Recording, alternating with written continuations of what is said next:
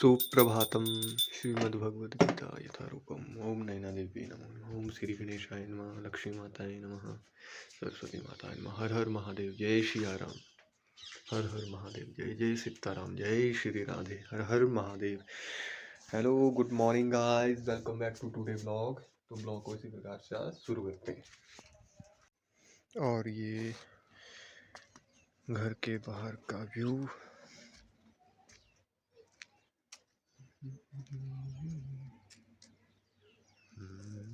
और ये मेरा होम भृंगी एंड श्रृंगी।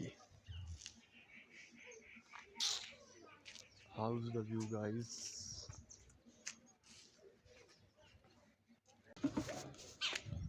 और ये जा रहा हूँ मैं पानी लाने के लिए।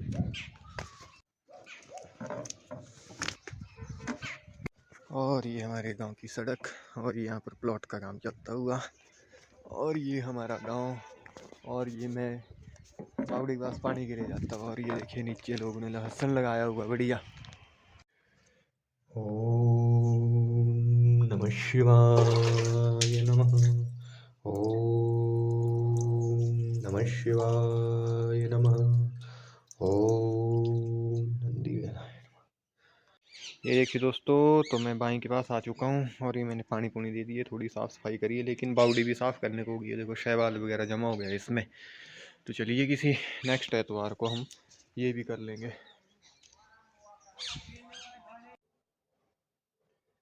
य एनं वेति हनन्तारं यश्चैनं मन्यते हतम् उभौतो न विजानीतो नायं हन्ति न हन्यन्ते। जो इस जीवात्मा को मारने वाला समझता है तथा जो इसे मरा हुआ समझता है, वे दोनों ही अज्ञानी हैं, क्योंकि आत्मा ना तो मारता है और ना मारा जाता है। जब देहधारी जीव को किसी घातक हथियार से आघात पहुंचाया जाता है, तो यह समझ लेना चाहिए कि शरीर के भीतर का जीवात्मा मरा नहीं। आत्मा इतना सूक्ष्म है कि इसे किसी तरह के भौतिक हथियार से मार पाना असंभव है। जैसा कि अगले श्लोकों से स्पष्ट हो जाएगा, न ही जीवात्मा अपने आध्यात्मिक स्वरूप के कारण वध्य है। जिसे मारा जाता है या जिसे मरा हुआ समझा जाता है, वह केवल शरीर होता है, किंतु इसका तात्पर्य शरीर के वध को प्रोत्साहित करना नहीं है। वैदिक आदेश है मां हिस्यात सर्वभूतानि। किसी भी जीव की हिंसा ना करो, ना ही जीवात्मा अवध्य है। का अर्थ यह है कि पशु हिंसा को प्रोत्साहन दिया जाए। किसी भी जीव के शरीर की अनधिकार हत्या करना निंदनीय है और राज्य तथा भाग्य भगवत विधान के द्वारा दंडनीय है। किंतु अर्जुन को तो धर्म के नियम अनुसार मारने के लिए नियुक्त किया जा रहा था, किसी पागलपन वश नहीं। न जायते म्रियते वा कदाचि नायं भूत्वा भविता वा न भूय अजो नित्यं शाश्वतो अयं पुराणो न हन्यन्ते हन्यमाने शरीरे। आत्मा के लिए किसी भी काल में ना तो जन्म है ना मृत्यु। वह ना तो कभी जन्मा है, न जन्म लेता है और न जन्म लेगा। वह अजन्मा है, नित्य शाश्वत तथा पुरातन है। शरीर के मारे जाने पर वह मारा नहीं जाता।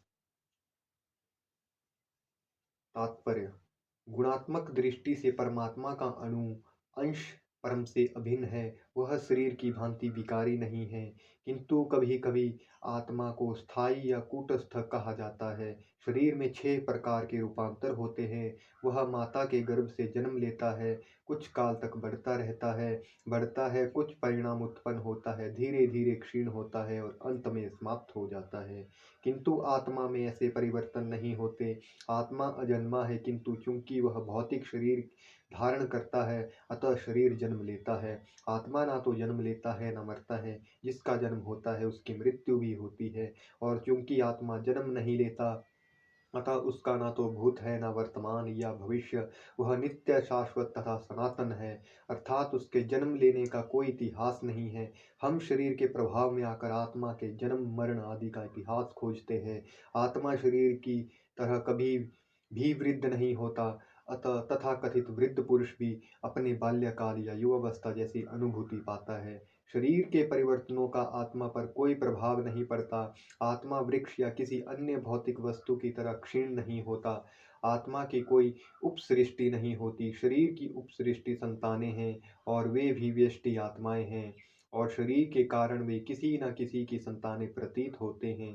शरीर की वृद्धि आत्मा की उपस्थिति के कारण होती है, किंतु आत्मा के ना तो कोई उपवृद्धि है, ना ही उसमें कोई परिवर्तन होता है। अतः आत्मा शरीर के 6 प्रकार के परिवर्तन से मुक्त है। कठोपनिषद में इसी तरह का श्लोक आया है, न जायते म्रियते वा विपश्चिना नायम कुतश्चिन बभूव कश्चित् अजो नित्यं शाश्वतो अयं पुराणो न हन्यन्ते हन्यमाने शरीरे।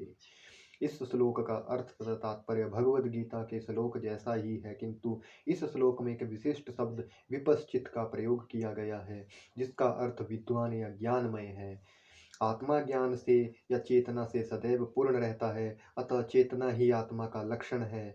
यदि कोई हृदयस्थ आत्मा को नहीं खोज पाता, तब भी वह आत्मा की उपस्थिति की चेतना की उपस्थिति से जान सकता है कि कभी कभी हम बादलों या अन्य कारणों से आकाश में सूर्य को नहीं देख पाते, किंतु सूर्य का प्रकाश सदैव विद्यमान रहता है।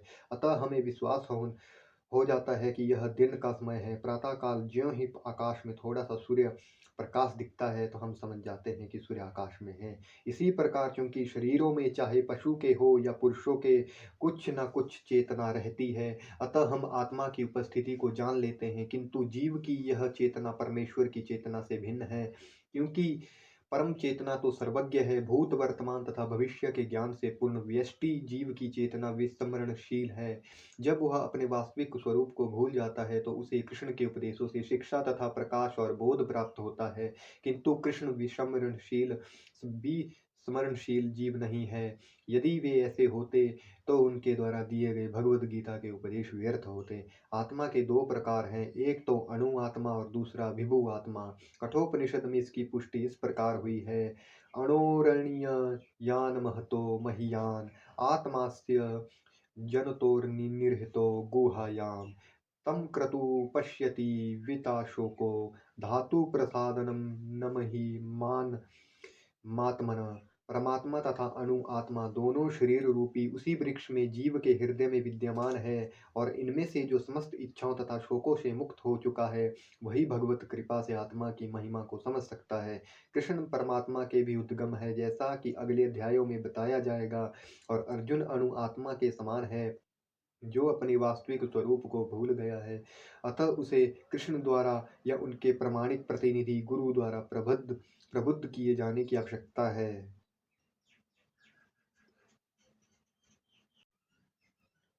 प्रत्येक वस्तु की समुचित उपयोगिता होती है, और जो ज्ञानी होता है वह जानता है कि किसी वस्तु का कहाँ और कैसे प्रयोग किया जाए। इसी प्रकार हिंसा की भी अपनी उपयोगिता है, और इसका उपयोग इसे जानने वाले पर निर्भर करता है कि यद्यपि हत्या करने वाले व्यक्ति को न्याय संहिता के अनुसार प्राणदंड दिया जाता है, किंतु न्यायाधीश को दोषी नहीं ठहराया जा सकता, क्योंकि वह न्याय संहिता के अनुसार ही दूसरे व्यक्ति पर हिंसा किए जाने का आदेश देता है।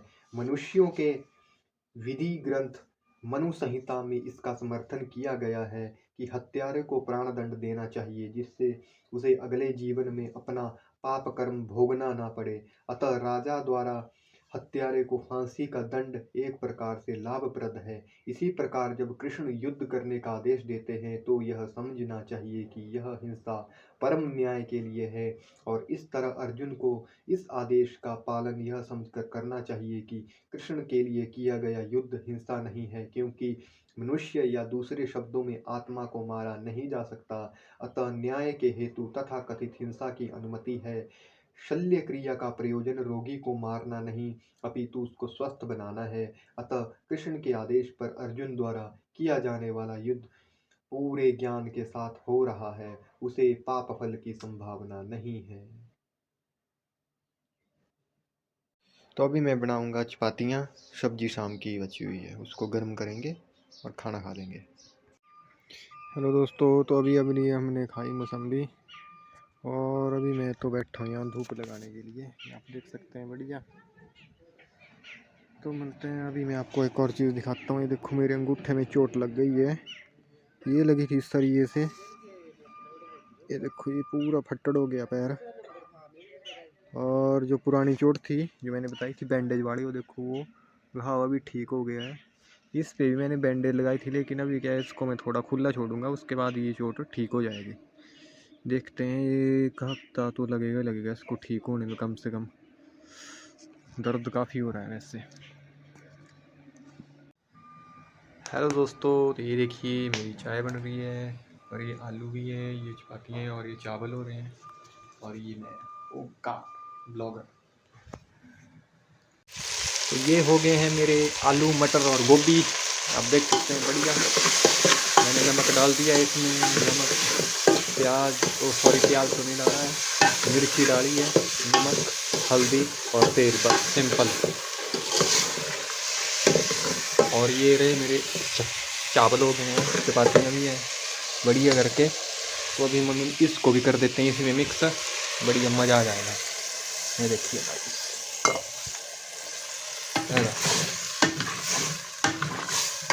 गाइस, कमेंट करके बताना आपको ये वीडियो कैसी लगी।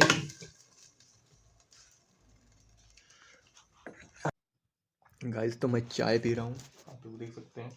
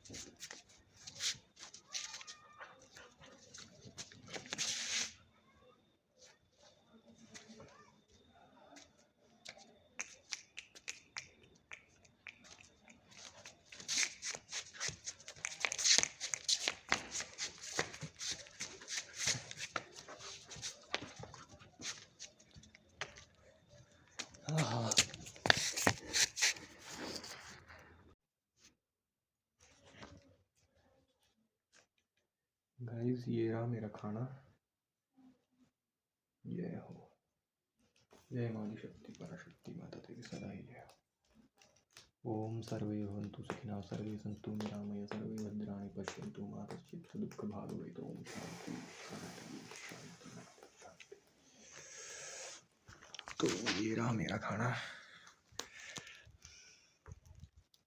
ये देखिए दोस्तों, ये रहा मेरा खाना। तो चलिए अब हम थोड़ा सा खाना खाएंगे, फिर सो जाएंगे बढ़िया। हेलो फ्रेंड्स, तो कैसे हैं आप लोग? मैंने खाना वगैरह खा लिया है, और अब मैं जा रहा हूँ सोने के लिए। जय श्री राम, जय श्री राधे, हर हर महादेव, जय जय सीताराम। चलिए मिलते हैं फिर कल के ब्लॉग में, तब तक के लिए राधे राधे, जय जय सीताराम, हर हर महादेव।